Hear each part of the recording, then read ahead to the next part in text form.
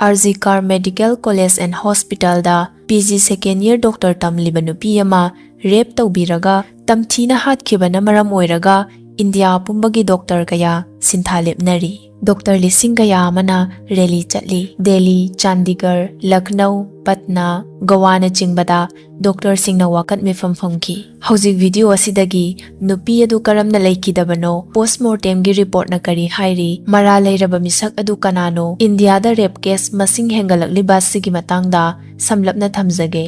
hairiba victim nupi asi August tang 9 da night duty tawki mahak numidang adu hanagumna mahaki junior singga punna numidangi chak saminaraba matungda ahingi pung ani adwaida break lauduna ngahak pothanaba thokibani hospital aduda pothanaba mafam phajana leitabadagi seminar hall da potharubana phani khanduna mafam aduda chatkibani night duty tawruraba matung numitugi nungalakpa August tang 9 da hakchang tangkhai ma mafi thongdana seminar hall aduda siduna leiramba thengnaki ayuk tumaktada hospital authority na laikhidrabi adugi mama mapada masanupi adu mathanta suicide tawjaduna leiramle haina phone tarakhi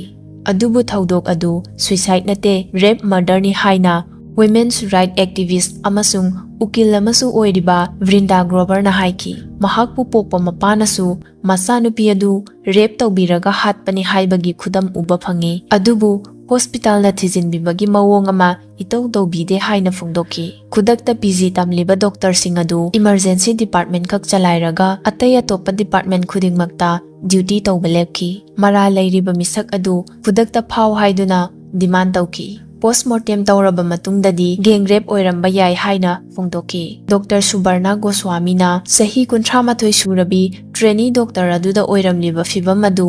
mi ama khaktana tawba sungoi oiroi haiki postmortem report ta laikhidrabi nupi adugi vaginal swab ta cement mahi milligram 151 thengnaki mahakpu hatringai mangoinana tamthina rape tawkibagi report phangi private part tagi e thokpa mai chimbal khujindagi e takiba thengnaba aduga puk oi thangba khong yet thangba khut ngaksam chimbal na singbadasu injuries kayama leiramki ngaksam gi saru adusu leitheklamki thajaba yaba source amana haibada manaton machimban mention biba aduga wall gumba floor gumbada law khongba tawdanaba makok adu thina yesin kiba oiramba yai hairi thawdok adu nongalamdai pung 3 dagina taruk phawbagi manungda thokkiba oiramba yai hairi shor honba ngamdanaba machimban manaton mensinba aduga makhauri metkibagi khudamsu phangki thawdok asiga mari leinana nupa ma phagatkhre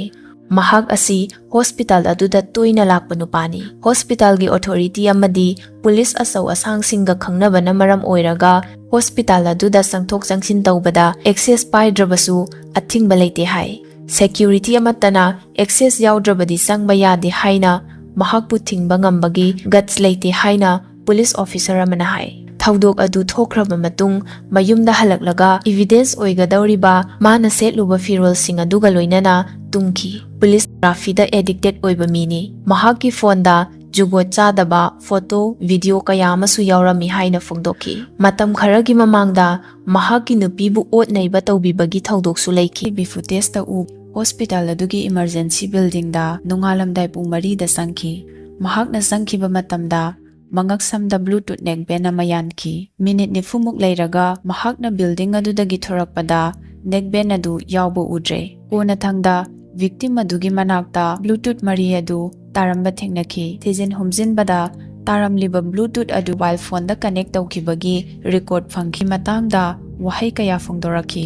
mahak hanjin hanjin luhonglure mahaki nupi ahumna mahaki ot naiba tamthiba matawduda mahakpu thadokduna chatkre mari suba nupi duna mamang sahida cancer na duna laikide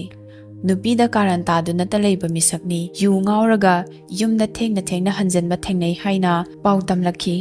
adubu mahaki apokpi mamanadi makankhatli mahaki masadi isam samjabani karisu khangsadabani pulisna namduna mahakpu crime asida sena hanbani haiki